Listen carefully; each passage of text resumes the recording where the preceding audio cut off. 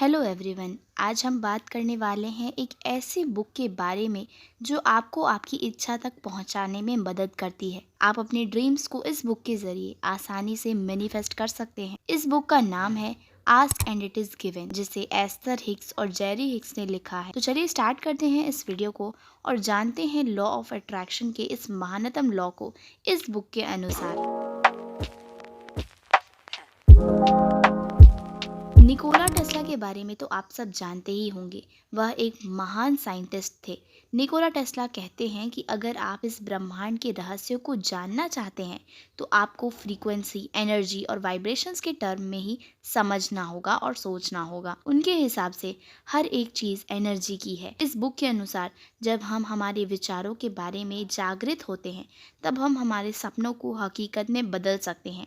इस बुक में Jerry Hicks और एस्थर हिक्स ने हमारे साथ कई लॉ ऑफ अट्रैक्शन के टेक्निक्स को शेयर किया है, जिसे हम वीडियो के अंत में डिस्कस करेंगे। इस बुक के अनुसार यदि आप सचमुच में अपनी इच्छा को पूरा करने की चाहत रखते हैं तो आपको पहले यह सुनिश्चित करना होगा कि आप किस तरह महसूस करते हैं। आप जितने ज़्यादा अच्छा महसूस करते हैं उतना ही आपके साथ अच्छा होता चला जाता है और परमात्मा से आप जुड़ते चले जाते हैं।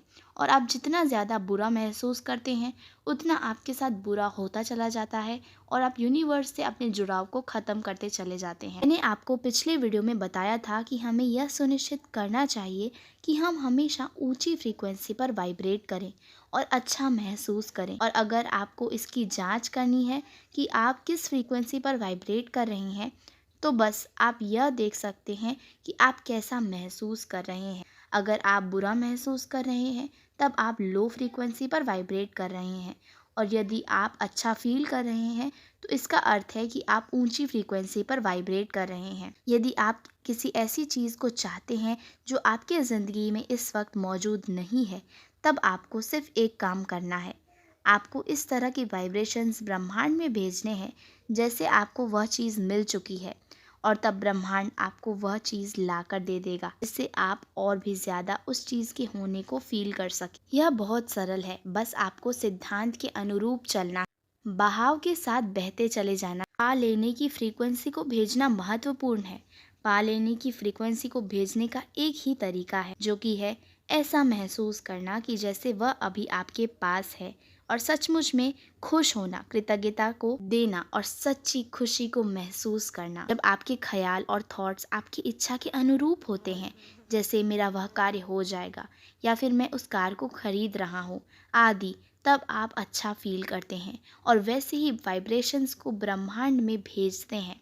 लेकिन जब आप बुरा महसूस करते हैं और अपनी इच्छा के विरुद्ध चिंता करते हैं, गुस्सा करते हैं, तो आपका ये गुस्सा और चिंता जल्द ही एंजाइटी और स्ट्रेस में तब्दील हो जाता है। आपकी भावनाएं आपको गाइड करती हैं, और यदि आप उनके गाइडेंस को समझ लेते हैं तो आप अपनी इच्छा से कुछ ही कदम दूर हैं और आपकी इच्छा पूरी होने वाली है। जो भी आप इस वक्त सोच रहे हैं यह अपना भविष्य खुद लिखने की जैसा है। यदि इस वक्त आप कृतज्ञता महसूस कर रहे हैं, सच्ची खुशी महसूस कर रहे हैं, आभार प्रकट कर रहे हैं या किसी चीज़ की सराहना कर रहे हैं, तब आप सचमुच आगे जाकर के और भी चीज़ों को आकर्षित करने वाले हैं जिसके लिए आप कृतज्ञता महसूस करें, सराहना कर पाएं और आभार प्रकट कर पाएं। यदि आप अभी गुस्सा हो रहे हैं, स्ट्रेस ले रहे हैं या एंजाइटी में पड़े हुए हैं, तब आप आगे जाकर के और भी चीज़ों को आकर्षित करने वाले हैं जिससे आप और भी ज़्यादा गुस्सा होने की भावनाएं इस ब्रह्मांड में भेज पाएं। चिंता करना या गुस्सा करना ठीक उसी तरह है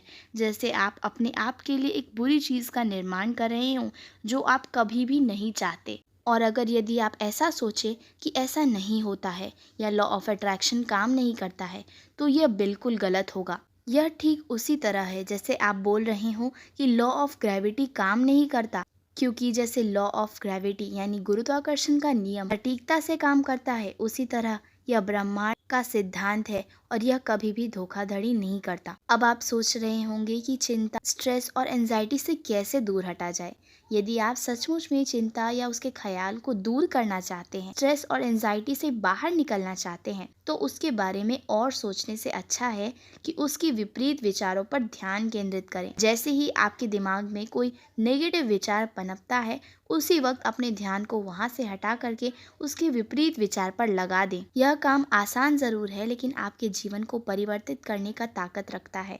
यदि आप ज्यादा पैसा होने पर ध्यान केंद्रित करते हैं, तब वह आपके पास खुद ही खींची चली आती है और आने का रास्ता ढूंढ लेती है। वहीं अगर उसके ठीक विपरीत कम पैसों पर ध्यान देते हैं और उसकी चिंता करते रहते हैं, तब भी वह आपके पास आएगी और चिंता करने के लिए आपको ब्रह्मांड कम पैसे और देना शुरू कर देगा। आप जिस चीज पर ध्यान केंद्रित करते हैं, वही आपकी रियलिटी बन जाती है। यह नियम कभी भी धोखा नहीं देता।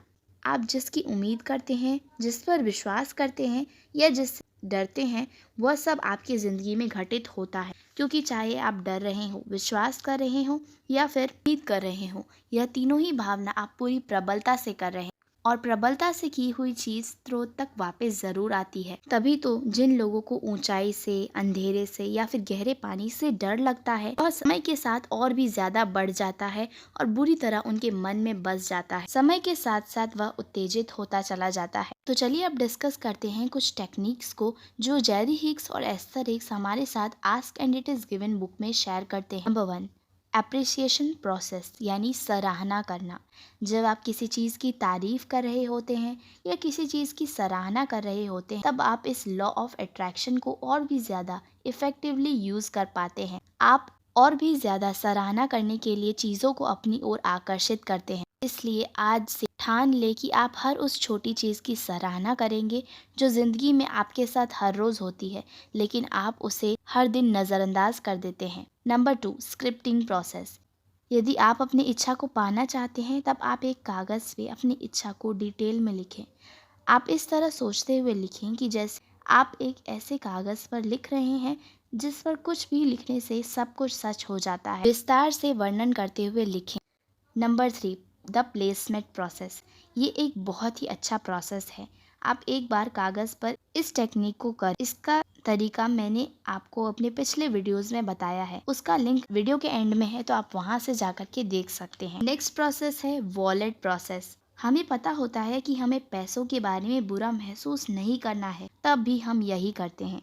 इसलिए आपको वॉलेट टेक्निक को प्रैक्टिस करना ही चाहिए।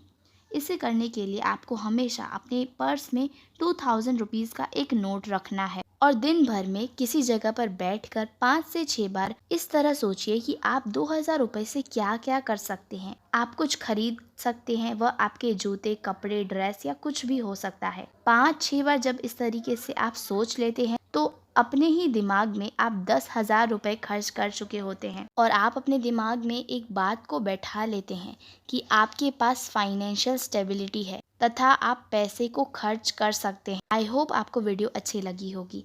अगर आपको वीडियो पसंद आई है तो सब्सक्राइब कर दीजिएगा।